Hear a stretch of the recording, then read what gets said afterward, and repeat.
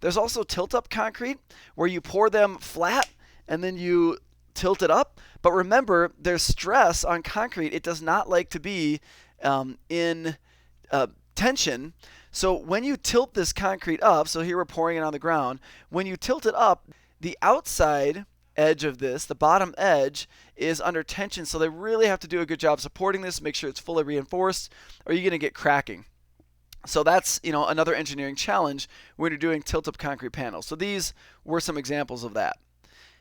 Tilt-up can be formed in a variety of shapes. You can treat it. You can put these little brick veneer. Let me show you the example that if you set brick on it on the ground, you can tilt it up, and then it's just less labor, later on. You don't have to build scaffolding because that's already done. Here's an example of making this rounded form, and then you can tilt it up, and then you can also put a finger in the picture.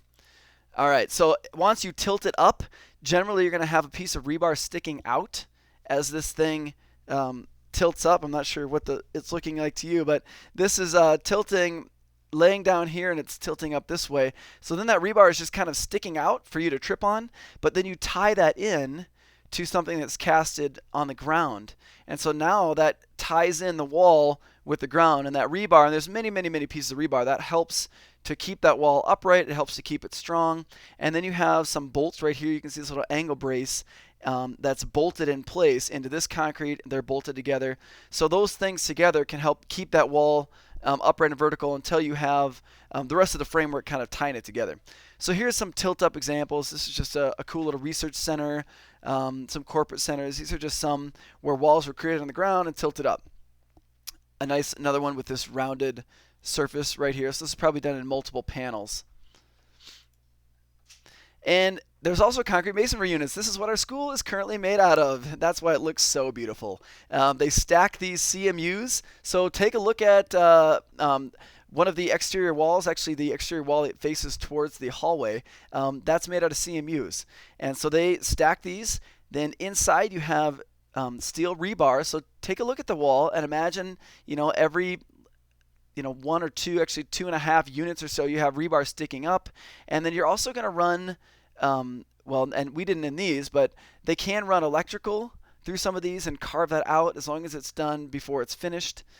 So these concrete are reinforced with steel bars to improve tensile and bending strength. So that's it's a really effective and quick way to build a wall, actually. And so here's an example of how that rebar goes in, and then you just kind of slide the blocks over the top of that, and then continue to insert more and more sticks of rebar and tie them together. And then it looks like our school. So here's some masonry wall examples, and really our best example is just look in the school because that's what we have.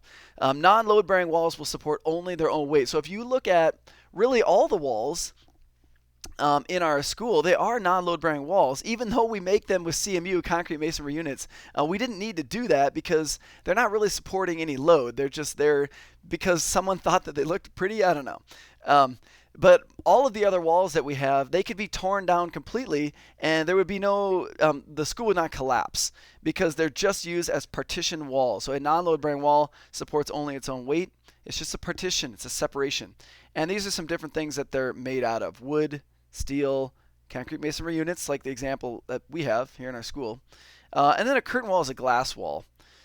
So this is your frame, and then you can see that this frame is perfectly fine the way it is, but once you build these walls in here, all they're doing is just partitioning. They're doing nothing else. So here's an example of these partition walls in here, and you can take them out and nothing's going to happen because you have these giant steel columns in here that are supporting everything. And that's what we have. We have giant concrete columns. Curtain walls are just really nice, beautiful glass walls, and I'm going to suggest that you put some curtain walls into your library Revit project that you're making, and you saw that in one of the library Revit samples. It's really cool to do when you have that. And that's what we actually have in our shop area. We have curtain walls, those giant, well, they're sort of curtain walls, those giant floor-to-ceiling type windows. That's really what they are. So some more of them in this really kind of weird one. Here we got a lot of office buildings have this just because it lets in a lot of natural light. Makes people feel good when they're working to have natural light. You're going to get a chance now to add a commercial wall to your Revit file, and that's the first piece that you're going to add to your library system.